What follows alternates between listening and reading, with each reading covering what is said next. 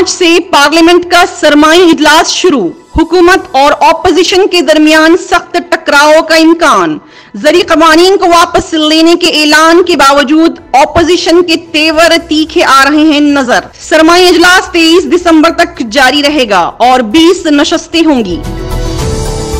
समूह शेतकारी कामगार मोर्चा के तहत मुनक्किद इजलास में टकैत ने हुकूमत को बनाया सख्त तनकीद का निशाना।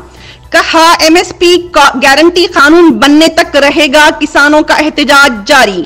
महापंचायत में हजारों किसानों ने शिरकत करते हुए किसान मुखालिफ पॉलिसी के खिलाफ की आवाज बुलंद। मुंबई में मुनक्किद महापंचायत में टकैत ने कहा कि मोदी सरकार मुल्क की मिल्कियत को बेचने का कर रही है काम। मध्य प्रदेश की 182 अनाज मंडियों को कमजोर बताकर किया जा रहा है फरोख्त। किसान तहरीक में जान गंवाने वाले 750 किसानों की जानों का हवाला देते हुए कहा यह आंदोलन चलेगा लंबा। यूपीटीईटी इम्तिहान का पेपर लीक मामले की जांच एसटीएफ को सौंपी गई। डॉक्टर द्विवेदी ने कहा कि 1 माह के अंदर ही किया जाएगा दोबारा इम्तिहान मुनक्किद। पेपर लीक मामले में एसटीएफ ने कुछ अफराद को हिरासत में ले लिया। बाकियों को गिरफ्तार करने की कार्रवाई है जारी। मगरबी बंगाल के नदिया जिले में कल होने वाले एक बड़े हादसे में 18 अफराद हिलाक और मुतअद्दिद जख्मी। पुलिस के मुताबिक वाकया उस वक्त पेश आया जब सुबह 3 बजे मुसाफिरों से भरी एक मेटाडोर जनाजे को लेकर जा रही थी। 2 लोगों को एनआरएस अस्पताल में मुंतकिल किया गया। उनकी हालत भी नाजुक बताई जा रही है। कांग्रेस लीडर करण मेहरा ने बताया कि उत्तराखंड में बीजेपी के कई एमएलए कांग्रेस के राब्ते में सिर्फ ग्रीन सिग्नल का कर रहे हैं इंतजार। मेहरा ने बताया कि बीजेपी के अपने उसूलों से हटने पर अरकान असेंबली में जबरदस्त बेचैनी।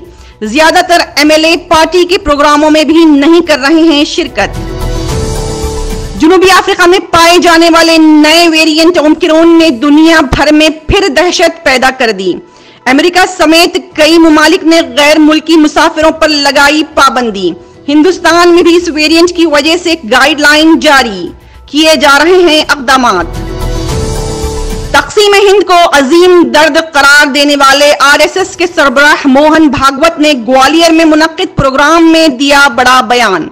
कहा भारत को भारत रहना है तो भारत को हिंदू रहना ही पड़ेगा और कहा कि हिंदू को हिंदू रहना है तो भारत को अखंड रहना पड़ेगा।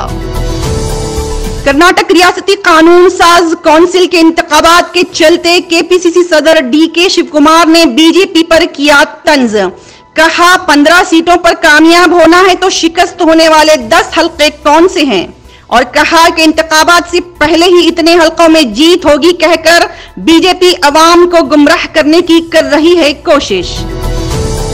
कोरोना की नई किस्म के केसेस रिपोर्ट होते ही आलमी मंडी में तेल की कीमत में बड़ी कमी हो गई।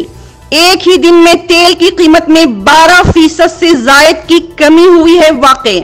आलमी मंडी में कच्चे तेल की कीमत में $9.65 फी बैरल की हुई है कमी।